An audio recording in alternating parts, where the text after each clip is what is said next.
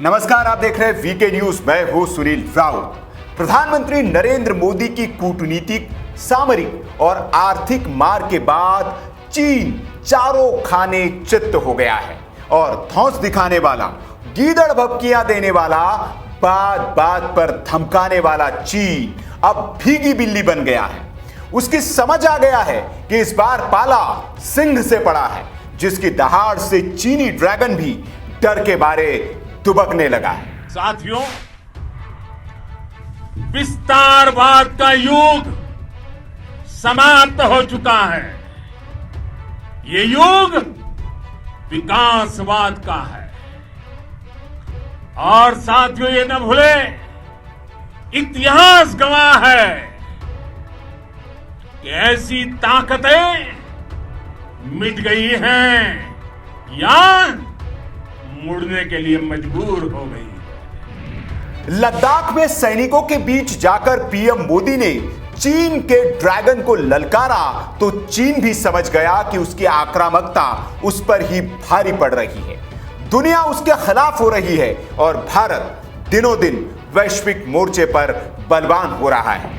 गलवान में उसने अपनी सेना से ट्रायल करवाने की कोशिश की थी, लेकिन भारतीय वीरों ने वहां भी ऐसा पराक्रम दिखाया कि चीनी सैनिकों की लाशें उठाकर ले जानी पड़ी। अब चीन समझ चुका है कि उसके पास झुकने के अलावा कोई रास्ता नहीं है, क्योंकि भारत से पंगा उसे बर्बादी के मुहाने पर ले जाएगा। और खबर है कि सीना चौड़ा करके भारत की भूमि में घुसने की सोच रहा चीन दबे पांव सीमा से पीछे लौट रहा है।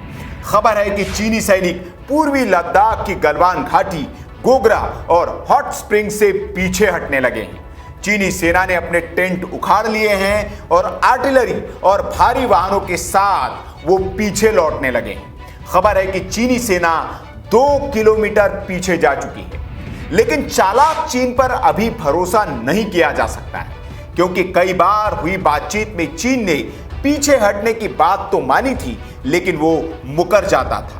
और उसी का नतीजा रहा कि 15 जून को गलवान में उसने धोखे से भारतीय सैनिकों पर हमला कर दिया। इसलिए इस बार सेना ने चीन के साथ बातचीत में यह तय किया है कि पीछे हटने की प्रक्रिया की 3 दिनों तक निगरानी की जाएगी।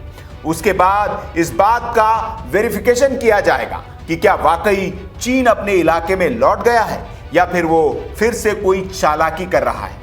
और उसके बाद ही भारतीय सेना को भरोसा होगा, क्योंकि चीन अब भरोसे के लायक बचा नहीं है। इसलिए उसके किसी भी कदम पर भारत आंख मूंद कर भरोसा नहीं करेगा। आपको बता दें कि 15 जून की घटना के बाद चाइनीज पीपल्स लिबरेशन आर्मी के सैनिकों की तादाद एलएसी पर बढ़ा दी गई थी, जिसके बाद भारत ने भी अपने मौजूदगी को उसी अनुपात में बढ़ाते हुए बंकर और अस्थायी ढांचे तैयार कर लिए थे।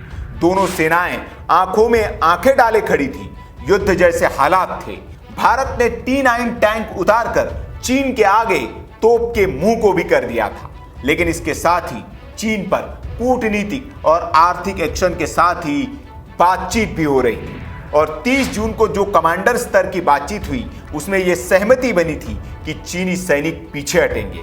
और इसके बाद रविवार को भारतीय सेना ने एक सर्वे किया, जिसके बाद अधिकारी ने बताया कि चीनी सैनिक हिंसक झड़प वाले जगह से 2 किलोमीटर पीछे हट चुके हैं। अस्थायी ढांचे दोनों पक्ष हटा रहे हैं। अधिकारी ये भी कहा कि बदलाव को जांचने के लिए फिजिकल वेरिफिकेशन भी किया गया है।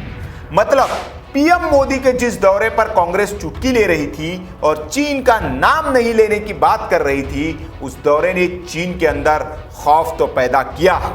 तभी इतने दिनों से पीछे न हटने पर अड़ा चीन एक झटके में पीछे हटने के लिए तैयार हो गया।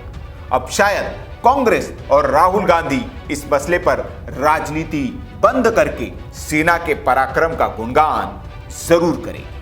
तो ये रही चीन के दुबकने की खबर। इस खबर पर आपकी जो भी राय हो कमेंट बॉक्स में हमें जरूर बताएं। वीडियो अच्छा लगा हो तो लाइक करें, शेयर करें और ऐसी खबरों के लिए आप हमारे चैनल को सब्सक्राइब कर लीजिए। देखते रहिए वीके न्यूज। नमस्कार।